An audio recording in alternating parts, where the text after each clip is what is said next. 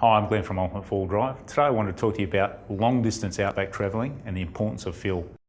The first thing to consider with fuel is the quality of fuel. Making sure you're getting the right fuel and good clean fuel is imperative, especially the workings of the late model vehicles. With such high tech and high pressure pumps, they need imperatively clean fuel in order to perform properly. The next thing to consider is how much fuel can you carry, and this is where a long range fuel tank comes into play.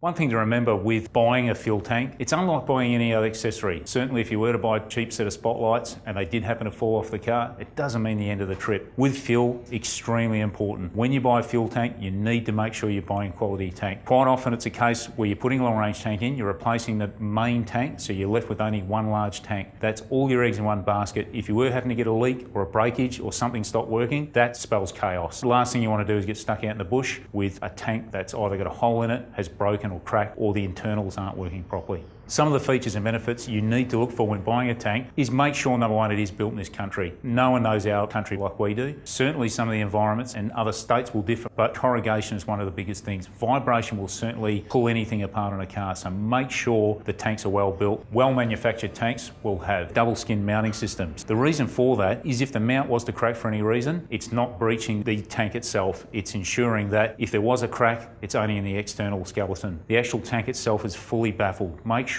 you ask, is the tank fully baffled? Are the baffles fully welded? That's another important part. Half welded baffles can cause a baffle in the tank to crack and the tank to leak. Trap systems are a big thing. Where the fuel is trapped, these vehicles are large and some of the tanks can go up to 200 plus litres. Ensure there's a trap system in the tank. What this means is when you're climbing a hill, all the fuel isn't going to run away from the trap and you're not going to run out. Even when you're low on litres and you're climbing a hill, you need for that fuel to be trapped around the pickup point where the fuel is actually getting picked up from. That's very important. The materials that the tank's made out of is also equally important. You need to make sure the tank's made out of a strong material that is going to resist cracking, that's going to resist corrosion. Corrosion can certainly be a big problem, especially when you're travelling to the centre of the country where it can get in such extreme temperatures during the day and get down to freezing or below zero at night. This can cause condensation, so you need to ensure that the tank is made of material that's going to resist that.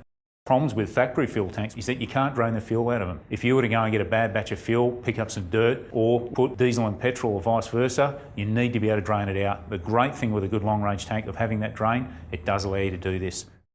Making sure the tank fills properly, that's another big thing, especially with cab chassis vehicles or vehicles that have got a restricted filling point. So you've got so many litres, you're needing to fill up. What you want to do is be able to fill it quickly. So the tank needs to have a great breathing system on it, an expansion chamber to allow it to fill up to maximum as soon as possible.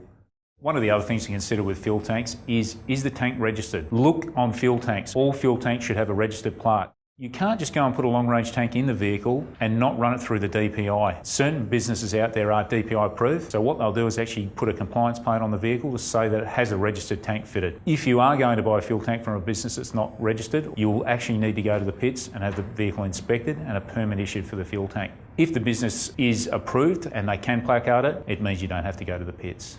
I'm Glenn from Ultimate 4-Wheel Drive. Travel safe on your next trip.